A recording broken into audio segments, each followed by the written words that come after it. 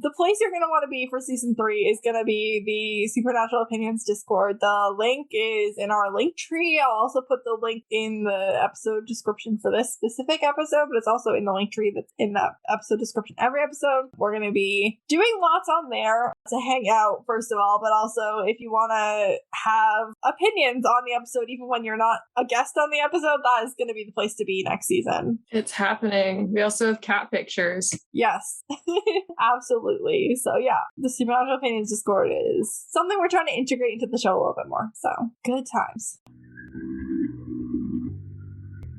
Do you think he thinks he can actually kill the demon? Like, do you think he thinks he has that ability? I do think he thinks that. Aww, I think he looked at Ava and her little security demons and thought, I can do that. And you know what? Maybe he could if he had more than 5 minutes, but we're not going to find out. Yeah, he just has no idea what's going on.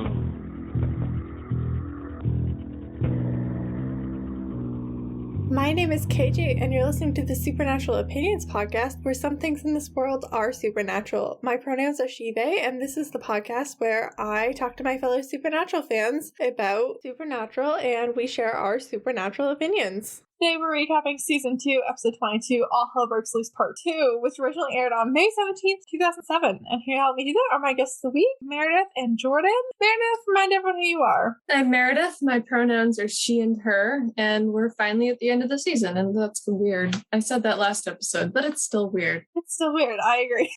And Jordan, remind everyone who you are. Hi, I'm Jordan. My pronouns are she and her, and I'm at PsychicChick21 on the TikTok and fanfiction.net. Yeah, this week's episode is toward the end of the season, so I mean, there's not much spoilers to give for later episodes, but we are going to have to talk about everything that happened this season, so there will be spoilers for previous episodes of Supernatural. This week's episode has the same title as last week's episode, so we don't need to talk about that again. Nope, it just has part 2 on the end. Yeah, and it was written by Eric Kripke and Michael T. Moore, and directed by, of course, Kim Manners, who directs all of the premieres and finales of the seasons, at least for the early seasons. We recently talked about Eric and Kim. Eric directed Season 2, Episode 20, and Kim directed Season 2, Episode 17. Hard. Michael T. Moore has only been credited with writing this one episode of Supernatural, but he also wrote 2 episodes of Medium, where he actually does his real work, is in the script and continuity department. He's a script coordinator for the first 3 seasons of Supernatural, and 12 episodes of a show called The Cleaner, and 18 episodes of a show called Hack. So that's where he usually hangs out. He came to write this one episode, but usually he works in the script and continuity, script coordination type stuff. It's an important job. Sometimes, could have been a little more work, but I'm sure you work great at your job, Michael.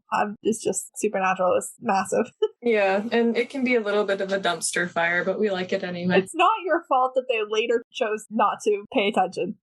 It's not your fault that, 327 episodes in, the continuity got a little lost. See, saving people querying things in their lost canon jar if you want to know what I'm talking about.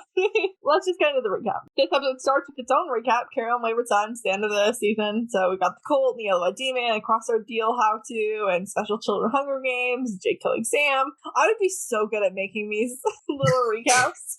Yeah, you got so much experience. Also, Carry On Wayward Son is here now. Yeah, this is the first time it's been at the end of the season. Last season it was on the second last episode. I kind of expected it more on the second last episode of this season also. Like, these two, in my brain, these 2 episodes, are one episode. Yeah. Part 1 and part 2. They go together. I never watched just one of them. We're recording them on the same day. I did all my notes at the same time. They just belong together. But anyway. I mean, part 1 and 2, they're basically the same episode, but long. Sam is laying on a bed. Dean is, leaning in the doorway, somehow looking undressed to me, even though he has 2 shirts on. Dean has 2 shirts on. I'm still why does he look like he's not wearing clothes to me? Wishful thinking. I think it's just because he's not wearing the jacket. He's not wearing John's massive, oversized jacket. Maybe that's it. And so, he just looks naked without it. It's like Cass without the trench coat. When did that jacket go missing? Sometime in season 4, I believe. We're on a jacket watch. But he's not wearing it right now. And Dean is just staring at Sam. Like, he's just standing in the doorway and Sam's dead and he's just staring at Sam. And Bobby comes in with a bucket of fried chicken. Dean's not interested in eating. And I get it. Like, like, you just don't want to eat when you're feeling a lot of emotions. I totally get Dean does not want to eat. But also, like, if I'm upset, fried chicken from, like, a fast food place is not ever going to be on my, like, comfort food list. Like, he should have pie. Yeah, I don't know. True. Maybe that was the closest food place. It probably was. I mean, they were kind of in the middle of nowhere, but I was just Yeah. like, Bobby, it's a choice. We don't know how much of a choice it was. I don't know. It's not what I would want to eat either. I get it.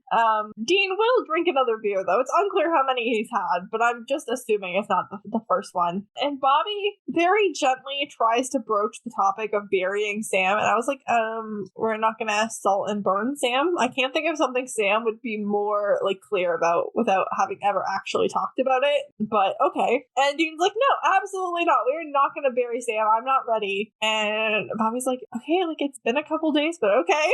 Yeah, maybe Bobby was just kind of misspeaking. He probably meant to salt and burn him. But Dean then does, like, throw salt and burn out there pretty harshly. Bobby says he needs to go, and he wants Dean to go with him, and he doesn't want Dean to be alone, but also Bobby could use the help because whatever's starting is end of the world big. And then Dean screams at Bobby. Well, then let it end because he just wants to sit there until he dies too, or the world just crumbles around him, and he doesn't care what comes first. And he just shoves Bobby. This is a scene though that always makes me think, like, okay, why do we have the mental health section? It's because of scenes like this. Yeah. This is not a very nice way to deal with grief. There are a few scenes, like, if you think of, like, okay, like Dean having, like, a bad time, like, mentally. This scene and then season 7, episode 2 are the two scenes that, like, first come to mind. Mm. Dean's never actually okay. It's fine. It's just a bad time all around. Mm-hmm. And it doesn't get better. It doesn't get better. Bobby leaves after Dean shoves him, and I really wish he hadn't, but he does. And then there's a scene that I kind of always forget with Jake that it exists. And Jake is camped out in the woods, and the Yellow-Eyed Demon is having a chat with him about what it means to be the winner of the Hunger Games. And this is when we're going to talk about the Ava thing. I know Ava died last week, and it's time to talk about her. Yeah, let's talk about Ava. We have some cross listeners with our friends at Driver Picks the Podcast, and Jamie, she's a big fan of Ava, and she thinks Ava was robbed. And that perspective has really got me thinking, having watched this again for the first time in a while. Ava survived many of these special children Hunger Games tests for the last 5 months. And I want to know if they backloaded the last one with the favorites, because, like, when you want favorites like Sam Winchester to be tested a bunch of times, like, why is Sam showing up in the last group? Mm. Was he the last group? Oh yeah, because now that Jake's won, he's the last one, and they're putting the plan in motion. That's true, yeah. Yeah, you would think that you would want someone more experienced. Yeah, why did they kidnap Sam 5 months ago? And I was like, Jake won one time because Sam Winchester showed mercy. Ava won over and over again. Like, it literally should be Ava. It should have been. It should have been Ava. Like, there's no reason for it to But be Jake. she got killed. I don't understand why Sam and Ava didn't have a fight to the death. Like, That would have been cool. I would like to see that. why didn't Ava stab Sam in the back and then go off running? Like, that would have been so much more fun. Yeah. Oh my gosh. And very empowering. Yeah, like, why not just replace Ava with Jake? I don't get why Jake's here. I don't get how Jake's powers work. I don't get what the purpose of his powers are demonically. I don't get how they work with the other powers.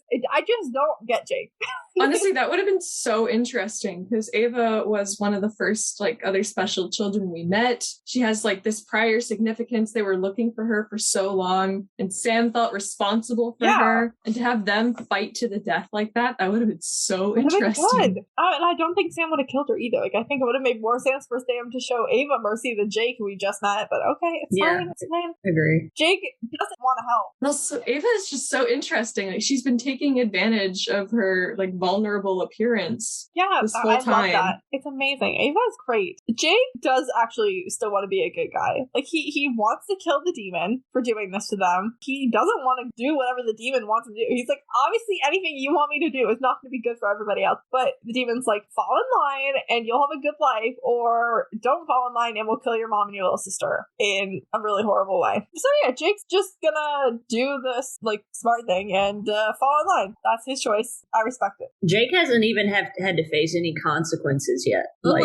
that's the messed up part. Like, Ava, she lost her fiance. Andy had to kill his twin brother, Elijah Wood looking dude. Yeah.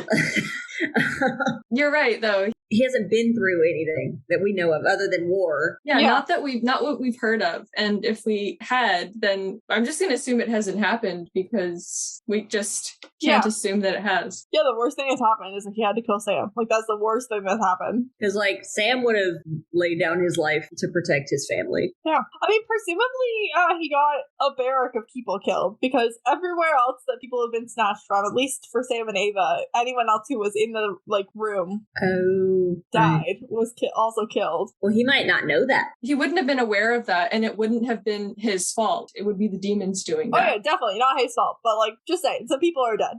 Yeah. Some people are dead that I did not count. Ooh, I didn't count any of those people from the diner last week. We'll have to add them this week. Oh, yeah. That was a few. Whoops. Yeah, there was at least, I'll have to go back and count. I'm going to write myself an editing KJ note. Yeah, so Jake's an interesting character, but I agree that Ava is more interesting. But it's also like Jake doesn't really have any principles because, like, if he really did, then, you know, him threatening to kill his family at this point, like, the end of the world or your family. Yeah. He has very Winchester principles. Yeah. Yeah, I mean, it's hard to conceptualize ending the world versus, like, easy to conceptualize this person threatening your family. The threat is pretty graphic. Yeah. He just threatened to rip out their intestines and make them eat their own intestines. Like, that's true. It's just horrible. Descriptions. He is pretty new to all this demon stuff, so I guess he just doesn't understand most of what's going on with them. Right. And what they're capable of. It's a reluctant agreement to do what the demon wants, but it is an agreement at the end of the day. Yeah, and, like, he should still be held responsible for that. And protest. Do you think he thinks he can actually kill the demon? Like, do you think he thinks he has that ability? I do think he thinks that. I think he looked at Ava and her little security demons and thought, I can do that. And you know what? Maybe he could if he had more than 5 minutes, but we're not going to find out. Yeah, he just has no idea what's going on in this world and what he's actually capable of in it. Nope, he's just given orders that he blindly follows. It's now dark out, and Dean is still staring at Sam's body, and he's monologuing about how he always looked after Sam, and he doesn't know what to do without that. And this is the other scene I think of. It's just Dean yelling, what am I supposed to do? Like, he's just losing it on Sam's dead body. Like, he's just screaming at Sam. That's what dead bodies are for. Because he literally has no idea what to do. He has no idea how to exist without Sam because John Winchester fucked him up so much as a kid. Yeah. I'm skimming over most of this because my heart doesn't know how to handle this. Dean's devastated and he's angry, and Dean's monologue ends with him screaming at Sam, and then he figures out what to do real fast. He's like, what am I supposed to do? And then smash cut to Dean figuring out exactly what to do. He drives to a crossroad to make a demon deal. We didn't say it was a good thing, but he does know what to do. This demon appears and right out the gate starts just relishing the fact that Dean Winchester's got his whole family killed and he's all alone in the world. And I'm like, Bobby exists, thank you. But it's fine. I know what the demon means. The demon knows that Dean is just desperate to get Sam back. So Dean offers the standard 10 years and she's like, Dean Winchester isn't everybody else and his soul is trash anyway. I don't even want it. So Dean negotiates himself down to 5 years, his final offer, until she says no and advises that he buries Sam sooner rather than later, which is a harsh comment even for a demon. It's pretty cruel. And then she's like, well, I shouldn't be doing this, but I'll do it for 1 year. Would you say her comment is better or worse than the yellow eyes threatening to make Jake's family eat their intestines? I mean, it's a different kind of cruel. That's fair. Physical violence versus like, oh, you should definitely bury your dead brother before he starts smelling. Practical, but cruel, yes. Yeah. And so, yeah, for 1 year of life, Dean will die in a year. She'll bring Sam back to life. If Dean tries to get out of it, Sam drops dead. So no wiggle room. If Dean doesn't just go quietly in a year, then Sam will die. She's like, it's a better deal than John got for him. And they kiss and Sam wakes up. Sam Sam has a scar, but he is alive. And Dean comes in, and Sam's very alive and confused about everything, but they hug, and Dean lies and says, it was a little touch and go for a bit, but Bobby patched you up. And Sam's like, well, I'm ready to kill Jake. That's an understandable reaction. Yeah, he's like, that stabbed me in the back, literally, and I'm ready to kill him for it. Stabbed you in the back like a coward. Yeah. Sam is alive, so Dean is finally able to eat. So they have the bucket of chicken that Bobby brought, and then they also have ordered what appears to be a large or possibly an extra large pizza, 3 boxes of various Chinese takeout, 2 containers of what looks like pasta